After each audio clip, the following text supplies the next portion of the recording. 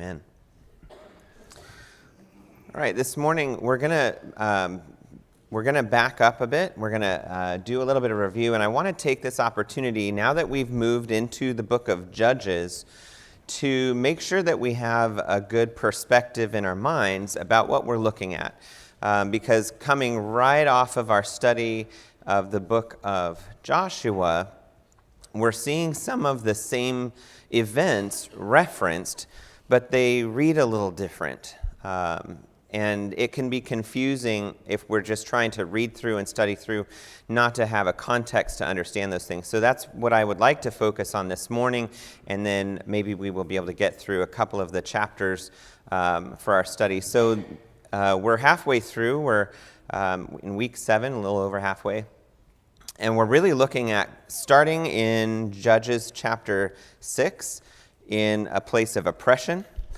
And by the time we get to chapter 10, we're going to be in oppression some more. And that's just kind of where the children of Israel are at right now. So the first thing that I would like to do is share with you a few notes from this book that I used before, The Heart of Hebrew History, because it's a good, it's kind of a good intro to this recap. And it talks about problems and perils ahead. And he writes, "It was natural for the Hebrew people to assume that with the settlement of the tribes in their new home, the most difficult problems and hardest days were over. Gone were the hardships of slave life in Egypt, the dreary years of wilderness wanderings, and the hard battles of conquest. The days of struggles and problems were over. Unfortunately, this was not the case. There were several very real dangers ahead for these people in their new home. There was much of the land, both strong cities and open country, still in the hands of enemy tribes. The conquest was far from complete. A very real peril was the natural inclination to relax too early, to compromise with the enemy rather than to conquer him. These strong forces left within their land constituted a danger which might finally lead to the extinction of the whole nation. Social contacts with these alien tribes provided a real danger. It was easy to look upon these peoples at first as harmless neighbors, then to trade with them. Then social relations would lead to marriage, and ultimately to amalgamation. With this occurring, they would lose their identity and forfeit their mission as a distinct race with a special mission in the world. There was also the danger of the loss of their distinctive religious ideals. The alluring religious practices of the Canaanites would ensnare many of the Hebrews and cause them to go astray from the strict law of Moses. It will be remembered that originally the Hebrews were a shepherd people. Now they were in their new home, they must adjust themselves to another type of life, which demanded of a settled agricultural people. This adjustment would not be easy. Finally, they must work out some plan of governing themselves. This would call for a certain amount of experimenting in which there would be, of necessity, some mistakes. With these problems and dangers ahead, the future was by no means secure."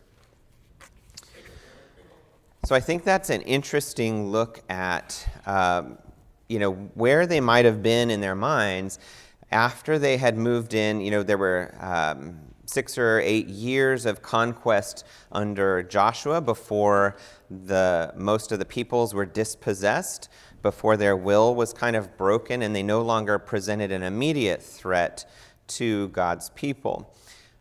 But we know that it was not just as easy as all that. And it certainly was not as simple or as easy as what we may have an impression of just by reading Joshua.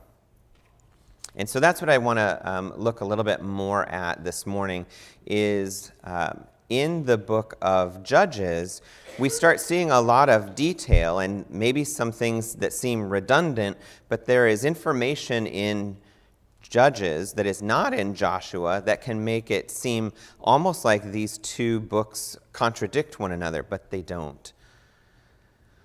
So I found an article last week that I shared with Aaron, so I know he referenced it too. This article called The Conquest of Canaan According to Joshua and Judges came out a long, long time ago, probably about the time this book came out. But that history hasn't changed in a long time, so it's okay that the source is a little old. I really appreciated this article, and I'd be happy to share it with you. You can find it online. I appreciated it because it helps understand how to interpret, how to read both of those accounts, and how to reconcile them. I'm going to read just a little bit more from this book as we move then into looking at Judges. And this is called, this section, he calls it the Dark Ages of Hebrew history.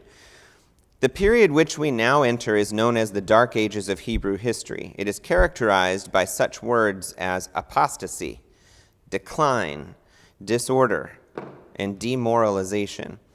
It was a time of decline in all areas of life: economic, political, social, moral, and religious. It was a time of compromise and acceptance by many of God's people of the ideals and standards of their pagan neighbors. The oft-recurring statement in the book of Judges is, "The children of Israel did that which was evil in the sight of Jehovah." History repeats itself. The book of Judges relates the stories of a number of leaders called judges. Each story follows the same pattern. It may be called history repeating itself in 4 stages or steps. And Aaron talked about that and shared the diagram that Maria had come up with about that spiral decline. And that's, I think, what we'll continue to see. It should be remembered that the judges are not represented as men of ideal character. Indeed, their weaknesses are frankly recorded. For example, Jephthah, an illegitimate son, was a crude, barbaric person who evidently believed in human sacrifice. Samson was weak in religious ideals and moral character. We should judge them in the light of the day in which they lived. All right, that's all I'm going to read from there. But I appreciate that perspective. And so now as we go forward, let's work on reconciling these views of the two books. And I always forget, like, how big is it back there versus it's really little up there. So, all right, as long as you can see it. As I mentioned, for many people, especially if you're kind of taking a surface view, it's really easy to see the two books as saying different things or contradicting one another, or you read something in Joshua and then you read it in Judges and you wonder, well, which one is accurate? Which one is right? Well, they're both right, but we need to know how to look at this. So Joshua, if you just only studied Joshua, you might get the idea by the time Joshua dies at the end that they had full possession of the promised land, that they had swept in, that God had helped them to amazing, miraculous victories, and they were victorious, and they conquered all the land and lived in it and possessed it. And we know that's not what happened. And so this is a really idealized view. And probably a better word, which you'll see too, is it's a summary view. It's chronological, but it's also really abbreviated. And we get these notes throughout as it talks about the allotments that when we studied that a few weeks ago. Remember that even during the time of the allotments, it says, but they weren't able to drive out the Jebusites, or they weren't able to drive out the people in the valley. We get these little notes, and those are hints kind of pointing to the future.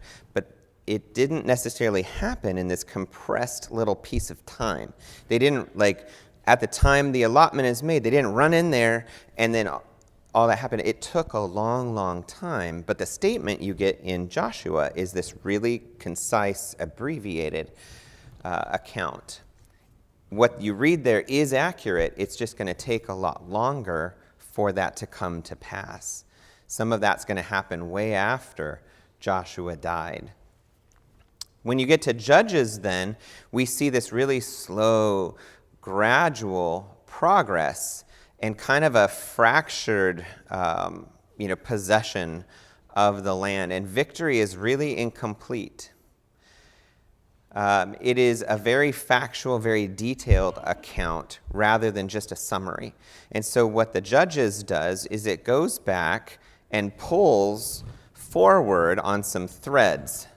There's this nice, tightly woven tapestry in Joshua, and Judges goes back and pulls a thread and kind of explains it more and elaborates on exactly what that looked like when they failed to drive out whoever it was they failed to drive out. And so this elaborate retelling or explanation of what happens after Joshua's death really evidences how the people strayed from God. Also that they need deliverance. They continue to need deliverance over and over again. So the purpose of the books is really not contradictory, it's supplementary. And that was a statement from the author of that article. So to recap Joshua, just kind of with this in our minds, I want to just kind of do a really, really high-level recap. In the beginning of Joshua, they cross the Jordan. That's a miracle, the way that happens. They they establish a claim. They move into an area. We don't see a lot of opposition. So they go to Gilgal, set up camp, but we don't read anything about them having to, move someone out of Gilgal. There's an opportunity there for them to get a little bit established in that part of the country. They have time to reinstate the ritual of circumcision and to observe the Passover.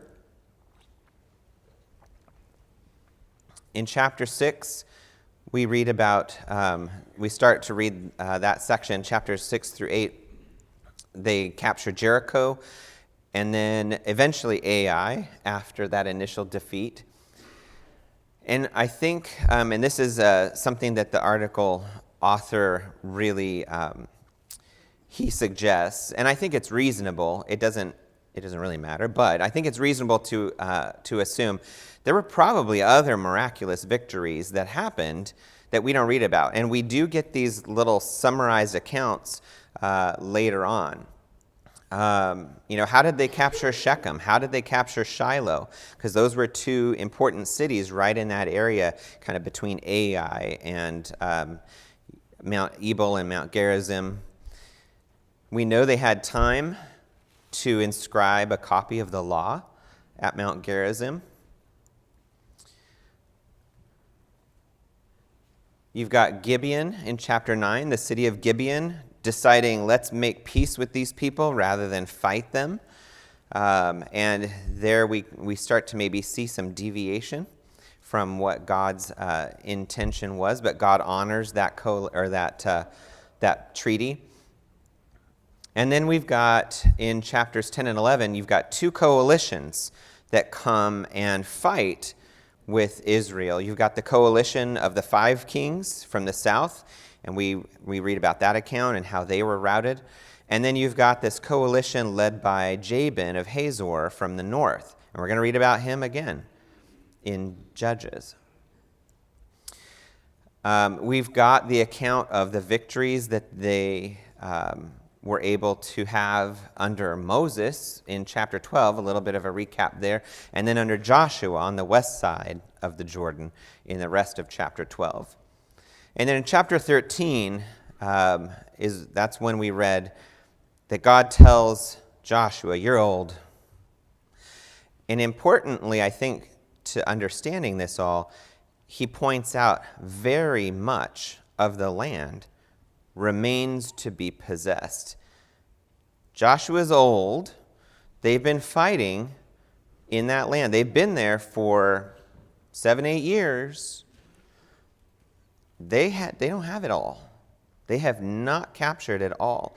And so this is a great place to look to make sure that we don't think at the end of Joshua they had it all accomplished. They didn't. So then we have the allotments, which happen in 5 stages, which we read about. In chapter 13, there's an account of what remains to be captured, what remains to be possessed, and an account of the allotments that happened under Moses on the east side of the river. One thing I read, I don't know that it's going to pop up on the slides. Interestingly, when we read about what they did under Moses on the east side of the river, they fought or they defeated and possessed. It does not say the same thing under Joshua on the west side of the river. It says they defeated, or the word that the author uses, I think, is a good one, dispossessed, but they did not drive out. On the east side, they dispossessed and they drove out the inhabitants. So that land was claimed, that land was settled, and then we had the armed forces from those tribes coming to help on the west side of the river, which we read about. But on the west side of the river, under Joshua, we don't read that they drove out. We read that they didn't drive out, right? They didn't fully drive out those people. So there's a difference between dispossessing and driving out. I did not go deep into the Hebrew words for those, but there are some Hebrew words to help understand that. Chapters 14 and 15, then we have the allotment to Caleb and then the tribe of Judah.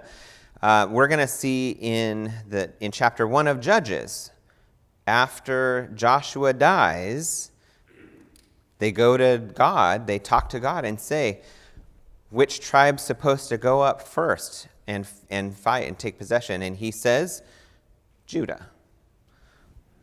But we already got a glimpse of this at the end of Joshua.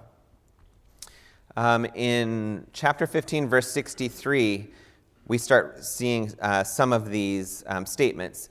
The sons of Judah could not drive them out. That was referring to the Jebusites, the inhabitants of Jerusalem. Chapter 16 and 17, the allotment to Ephraim and Manasseh, the sons of Joseph. And again, in chapter 16, verse 10, but they did not drive out the Canaanites. And chapter 18 and 19, the 7 remaining tribes who haven't gotten their allotment yet receive theirs. And here's something else that doesn't necessarily come full circle until later.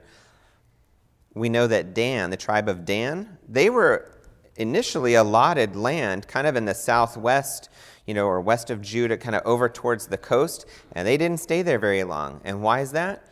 Because they could not drive out the people who lived there. And so I'm going to go out on a limb, I think Amorites, there's a lot of ites to keep in mind. That's how my dad always called them, the ites. So they pushed them they had to relocate up to the hill country up north, and that's where we read about in Joshua, they go and settle and capture Leshem, or Laish, but that detail comes out even more in Judges. Chapter 20 and 21, we've got the allotment for the cities of refuge and for the Levites, and then in 22, Joshua tells the eastern tribes, the eastern armies, they can go home. Thank you for your help. And we also read that there is rest. And I think that's interesting. We should not interpret those statements that the land had rest from war to mean everything was done. It wasn't. It just means that they had broken enough of the power of the Canaanites who lived there that they weren't fighting constantly. So they could coexist, but they had not gone in and fully taken over what God had promised them. All right, and then we had the account of the altar that the eastern tribes built, the altar called Witness, which almost started a civil war but didn't. And we've got a few more hints. In chapter 23, at the end of Joshua, he calls the people together, and verse 1 again says, there's rest on every side, which can make it sound like everything was done. So we need to be careful about that. He reminds them, I want you to see See, the Lord has been fighting for you. In verse 5, it says, he shall thrust them out from before you. And that's where we're looking at kind of that difference between dispossessing and driving out. So in verse 5, what we're talking about is he shall drive them out. And it's a future tense, but there's a big if in there, right? Be very firm, to keep and to do. We read that a couple of weeks ago.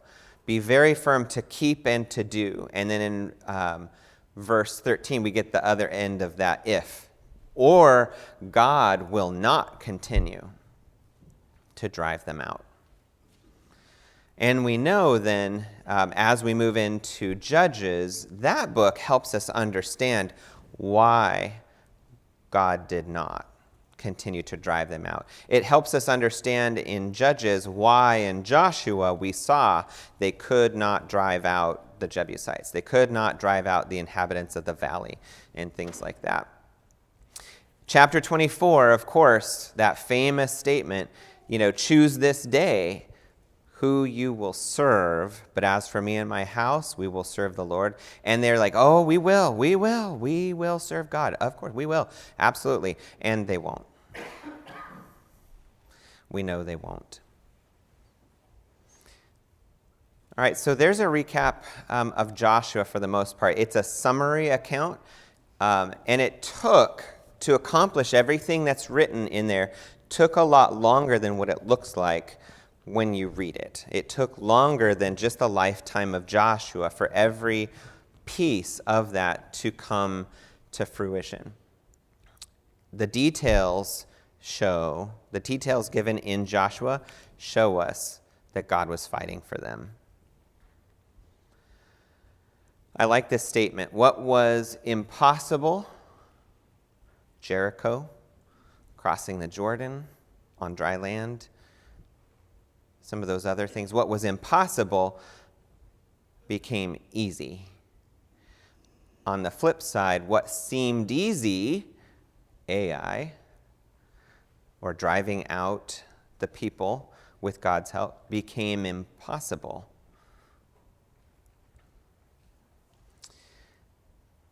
Another thing to note is that when we read what Joshua did and how he led the people, he commanded all of Israel. He commanded all the armies of Israel were under Joshua's command, just like they were for Moses. And then that remaining work, though, was not assigned to Joshua to accomplish with all the armies. It was given to the individual tribes to do, to go and to seize and to drive out the inhabitants of the places they were given to live. So Joshua did not occupy all of Palestine. In fact, we just read again, God reminded him there's still very much of the land left to be possessed. So defeat, which we read about, all the defeats that Joshua was able to accomplish, do not equal permanent settlement. What we read in Joshua should not lead us to believe that they moved in, they captured the land, they settled there, and it was all done, and they're established. That's not what we should interpret. On the east side, like I had said before, they defeated and they took possession. On the west side, they just defeated. And you can see that borne out in chapter 12. So in Joshua 21:43, the dispossessing of the Canaanites and the possession of the land may appear to happen under Joshua, but they're not directly attributed to him.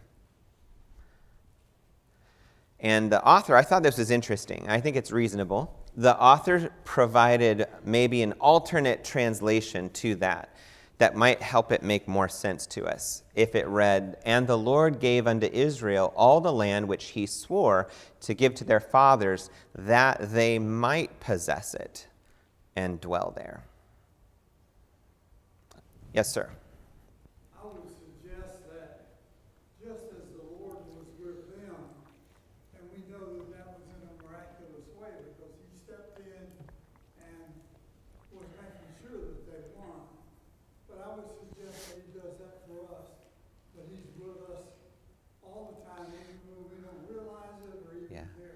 Amen. I believe you're exactly right. And I think you're maybe just like 1.5 steps ahead of where I wanted to go with this. But I wanted to make sure that we did take a moment to pause and look at what we've read in Joshua so far and what we're moving into in Judges. And we stop and remember what these accounts are there for. It's great to know the history. This is real history. It happened on the same timeline that we live on today.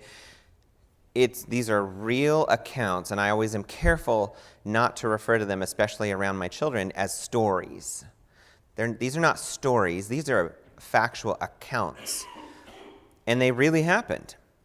This is history. But it's not there just for the sake of history. And that's something that's hard for a historian to say. I love history. Love history. This history is not there just for the sake of it being history and it being good to know.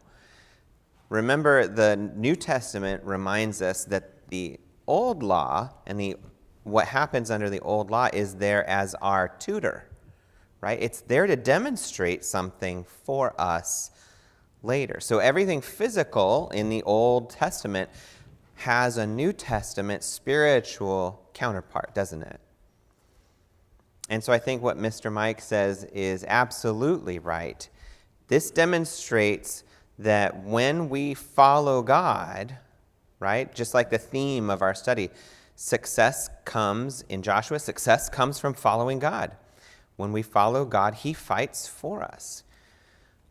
Judges is going to show us the other side of that. When we don't follow God, he does not fight for us. It is not the same. Remember, there's a covenant. We're going to talk about covenant language. There is a covenant in place. And just because God did not continue to fight under all circumstances for his people does not mean God was not faithful to his covenant. Sir? John, to your point, in Joshua chapter 1, God summarizes it all by saying, if the book of the law does not depart from you, Yes. you are to meditate on it day and night, and in so doing, you'll be prosperous and successful. Yeah. If you don't, you won't be. And what can we infer just based on what we know? They didn't meditate on it day and night. They did let the law depart from their mouth, right? And that's going to be a big key going forward. All right, so you could say Joshua softened up the enemy. That was kind of Joshua's mission of his work. It was to soften up the enemy, to make it possible then for them to take the time they needed. Their strength grew, their numbers grew, their establishment grew. What did not grow, unfortunately, was their commitment to God. There was every opportunity for that, but that did not happen. But Joshua softened up Canaan for them. Very much remained to be possessed. We already talked about that one. And then chapter 23 reviews what Joshua accomplished during his leadership and previews what remains to be done. And then we've got the allotments and that statement, he will dispossess these nations if you keep and do. And they didn't keep and they didn't do. All right, so here's the language about the covenant. The book of Joshua demonstrates the terms of the covenant that God made.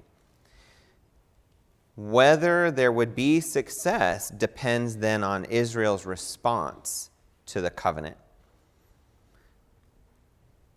So they succeed or they fail to the measure, and this is a quote from the article, they succeed or fail in the measure that it is God's instrument of the covenant, right? He makes it possible for them to be the instrument of the covenant. The dependency is on them to make good on that.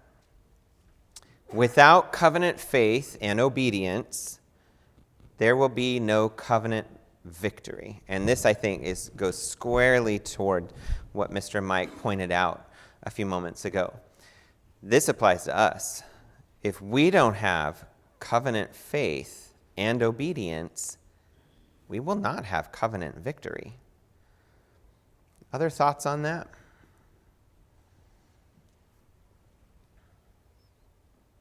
I'll Yes, say sir. something, John. I mean, we should take notice of what God did, how he fulfilled his promises. And if we're not true to him, he's going to fulfill that promise today by not accepting us into heaven. Absolutely. So that's a good lesson for us to learn, that following Yeah. God is the most important thing we can do to earn. No, we don't earn it, but by his grace and mercy, Right. we receive his promises. Well, it puts us within the terms of the covenant, does it not? If we are faithful and obedient to him, it puts us within the terms of the covenant, right? The covenant is made with that caveat, if you keep my commandments, if you keep my word, if you do what I tell you to do, then, right? It's an if then. That's a covenant. If then. If you don't, God is not bound to do anything if they don't keep and do, right? And so for us, I think this is so plain and so beautifully laid out for us when we look at these books this way. Go back and read Joshua again, just kind of skim through, but look for that language that looks like the covenant between God and his people, or between God and us, and look for that pattern. It's a pattern that you're going to see that is replicated in our current relationship to God. We are his chosen people, right? A royal priesthood, right? That's us. That covenant looks the same, and the terms are very much the same. All right, so even by the time then that Joshua makes the allotments, we get this other hint that not everything was done, because he rebukes them, doesn't he? Do you remember that from a few chapters ago? At the very end of Joshua, when it's time to say who gets what, he's already rebuking them. And what did he say? What was the statement that Joshua made to the tribes? Well, there was that, but I think even it was before that. What was the rebuke? Let's see if I have it up there. Chapter 18, verse 3. How long will you delay to take possession? What are you waiting for, people? Joshua was still alive when this driving out was supposed to be ongoing, right? They had peace. They had enough success that God was giving them all of the space in the world that they needed to get their act together and get in and get busy. And they weren't doing it. And Joshua saw it during his lifetime, which this also is a great point to note, that not everything was done by the time Joshua died. With faith, nothing stood in their way. The walls of Jericho fell down before them. The chariots of iron fell apart before them. Big, scary people, right? The sons of Anak. Big, scary people. They didn't stand a chance. Caleb went in to take his property, to take his allotment in Hebron, and he killed 3 of them. And he was, 85?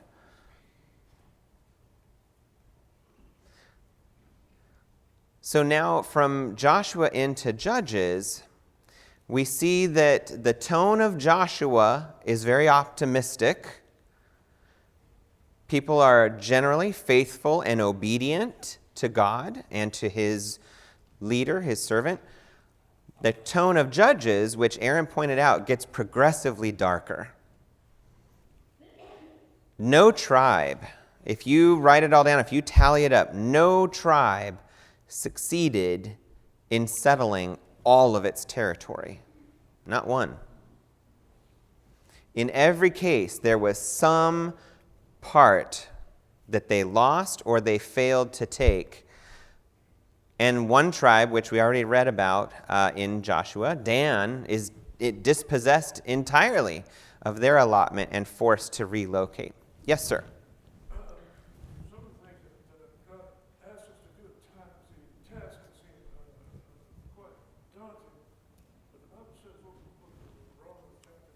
said, verse 17, how we feel His word, so that faith comes by hearing. It does. By the word of God. This is the victory that overcomes the world. You're correct. Absolutely. And Kyle, did you have something? Okay. So then the snare of idolatry pulls Israel away from God. God keeps his promise. In chapter 2 of Judges, he says, I will never break my covenant. He raised up judges to save them in chapter 2, verse 16, from the power of those who plunder them. Chapter 2 is kind of a summary also. And as the author of the book wrote, Judges really describes how human these judges were. Many of them, they had feet of clay, so to speak. All right, so to overview where we've been in Judges so far, in chapter 1, Joshua dies, which also we read at the end of Joshua. Israel asks God who goes first. God says Judah goes first. So we know the account of Caleb taking his people into his territory of Hebron and that area, that vicinity, and conquering and claiming. Simeon goes with them. There's evidence too. Benjamin, because they're on the north side of Jerusalem, they also make an attack on Jerusalem. They're not successful either. And those iron chariots continue to be a big problem for the Israelites. Why do you think that is? We've read about chariots of iron several times, and there are multiple points where it's like, they got chariots of iron. What are we going to do? Oh no, chariots of iron. Why was that such a big deal to these people? Why was that so scary? Yeah. They didn't have them. That's a really, really good response. Yeah. In fact, early in Joshua, I think we read they didn't even have swords and spears or something like that, or shields and spears. Yeah.